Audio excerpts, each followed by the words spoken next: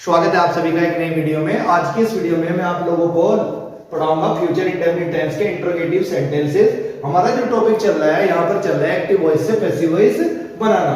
हमने पिछली वीडियो में सीखे थे अफर्मेटिव और negative sentences future indefinite tense के, जिनकी हमने एक्टिव वॉइस से पैसिव वॉइस बनाई थी। आज बात कर रहे हैं हम इंट्रोगेटिव सेंटेंस की।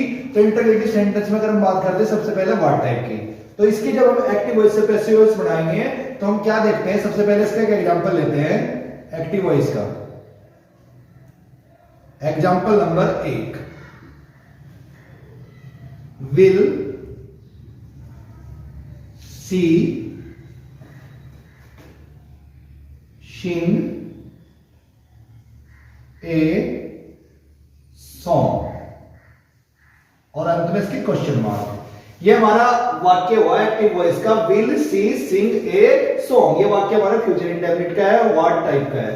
जब हम इसकी पैसिव वॉइस बनाते हैं, तो अगर हम इसकी बात करते हैं पैसिव वॉइस की, तो हम क्या करते हैं, जो हमारा ऑब्जेक्ट होता है उसका सब्जेक्ट बनाएंगे, उसके अनुसार ही फिर हम हेल्पिंग वर्ब विल या शैल का प्रयोग करेंगे। यहां हम देख लिया ए सॉन्ग, तो उसके अनुसार हम यहां पर विल, शुरू में विल को ही रखेंगे, will a song a song.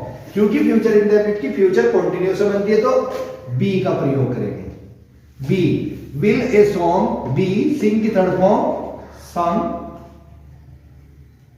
और सी की जब हम पैसिव वॉइस में बनाएंगे ऑब्जेक्ट बाय हर, और आखिर में इसके हम क्वेश्चन मार्क लगा देंगे। अगर हम बात करें इसके इंट्रोगेटिव नेगेटिव सेंटेंस की, व्हाट टाइप के, पर्सनवाचक नकारात्मक वाक्य, उसका हम एक एग्जांपल लेते हैं। Example number 2, shall I not right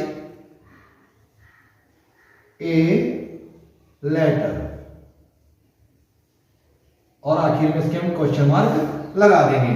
तो ये इंट्रोगेटिव भी है और नेगेटिव भी है। जब इसके हम पैसिव वॉइस बनाएंगे तो इसमें जो ऑब्जेक्ट हमारा ए लेटर है, तो इसके अकॉर्डिंग हम यहां शुरू में विल का प्रयोग करेंगे। जब हम इसकी पैसिव वॉइस बनाएंगे, पैसिव वॉइस जब हम इसकी बनाएंगे तो हम किसका प्रयोग करेंगे, विल का, और उसके बाद हम कॉल ये लेंगे a letter, a letter, will a letter, और सब्जेक्ट के बाद हमें नॉट का प्रयोग करना है तो नॉट, और राइट की थर्ड फॉर्म रिटर्न,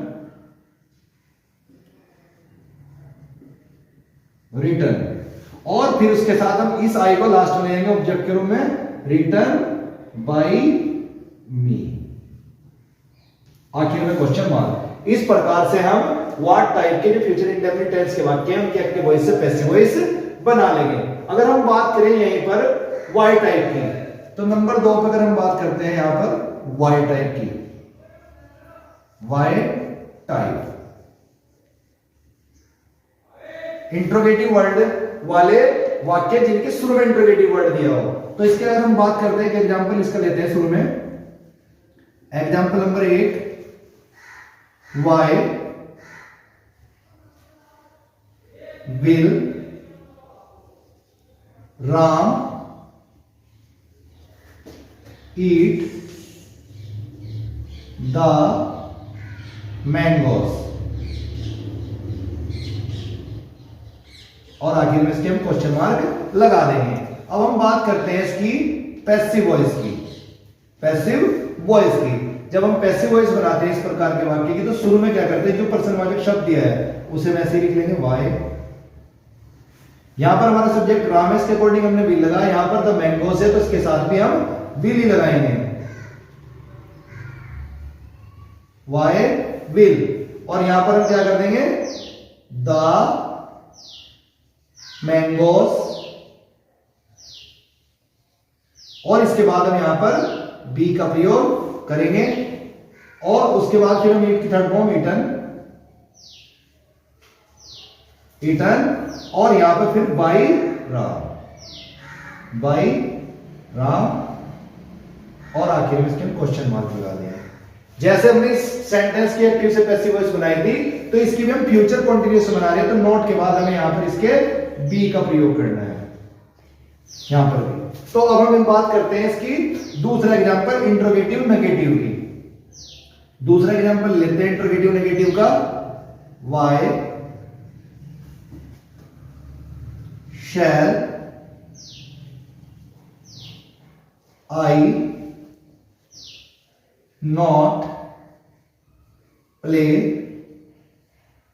क्रिकेट, और आखिर में क्वेश्चन मार्क। ये इंट्रोगेटिव भी हुआ और नेगेटिव भी।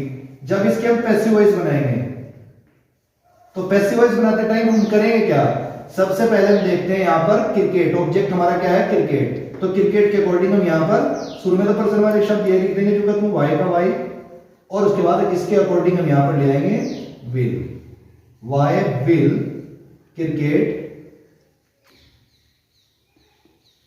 वाई विल क्रिकेट, और उसके बाद नॉट बी प्ले की थर्ड फॉर्म प्लेड, आई का बाई मी, और अंत में पर्सनवाचक चेंज। इस प्रकार से फ्यूचर इंडेफिनिट टेंस के हम एक्टिव वॉइस से पैसिव वॉइस बना सकते हैं। फ्यूचर इंडेफिनिट टेंस में अगर कोई वाक्य है तो उसकी पैसिव हम फ्यूचर कंटीन्यूअस टेंस में बनाते हैं। Thank you very much.